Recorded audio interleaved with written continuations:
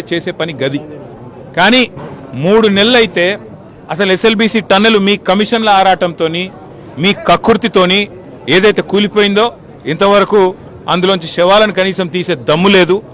కనీసం ఆ పనుల విషయంలో ఏం జరిగిందో చెప్పే పరిస్థితి లేదు. అదేవిధంగా సుంకిశాల రిటైనింగ్ వాల్ కూలిపోయింది.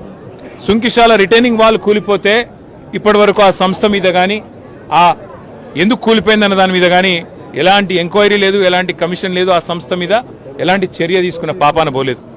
వట్టెం పంప్ హౌస్ మునిగింది కాంగ్రెస్ వచ్చిన తర్వాత, ఇంతవరకు దాని మీద చర్యలు లేవు. పెద్దవాగు ప్రాజెక్టు 2 సార్లు కొట్టుకుపోయింది, దాని మీద చర్యలు లేవు. అందుకే ఇది కాంగ్రెసు బీజేపీ కలిపి వండుతున్న వంటకం ఏదైతే ఉందో, కాళేశ్వరాన్ని ఒక విఫల ప్రయోగంగా చిత్రీకరించే ప్రయత్నం ఏదైతే ఉందో, ప్రజలకు వాస్తవాలు తెలుసు. మాకు ఈ దేశంలోని చట్టాల మీద న్యాయ వ్యవస్థ మీద మాకు సంపూర్ణమైన విశ్వాసం ఉంది. తప్పకుండా ఈ ప్రభుత్వాన్ని మాత్రం తప్పించుకుందామనే ప్రయత్నం చేస్తూ ఉన్నారు. అంటే కమిషన్ల పేరిట, కాలయాపన పేరిట, కమిటీల పేరిట తామిచ్చిన 6 గ్యారంటీలు, 420 హామీలు, వాటిని ప్రజల దృష్టి వాటి నుంచి పక్కకు తీసుకుపోయే ప్రయత్నం ఏదైతే చేస్తున్నారో వదిలిపెట్టే సమస్య లేదు. ఎప్పుడు ఇస్తావు నెలకు 2500 అని రాష్ట్రంలోని 1,68,00,000 మంది ఆడబిడ్డలు అడుగుతున్నారు, అడుగుతూనే ఉంటాం.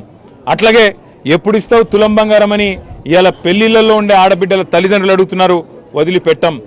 ఎప్పుడు ఇస్తావు 4,000 పెన్షన్ అని చెప్పి ఇవాళ రాష్ట్రంలోని పెద్ద మనుషులు అడుగుతున్నారు, వాళ్ళ తరపున అడుగుతూనే ఉంటాం. అట్లాగే ప్రతి ఒక్క హామీని అమలు చేసేదాకా వదిలిపెట్టాం.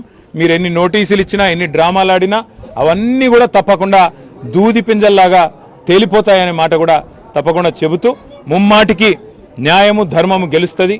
ముమ్మాటికి తెలంగాణకు మేలు చేసిన వాళ్ళని ఆ దేవుడు కాపాడతాడు.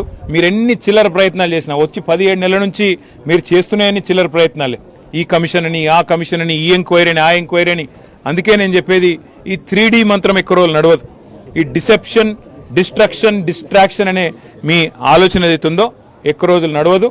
తప్పకుండా తెలంగాణ ప్రజలు తిరగబడే రోజు కూడా వస్తుంది. ముమ్మాటికి రేవంత్ రెడ్డి ప్రభుత్వానికి, ఈ స్కామ్ గ్రేస్ ప్రభుత్వానికి తప్పకుండా బుద్ధి చెప్తారనే మాట కూడా నేను తెలియజేస్తాను.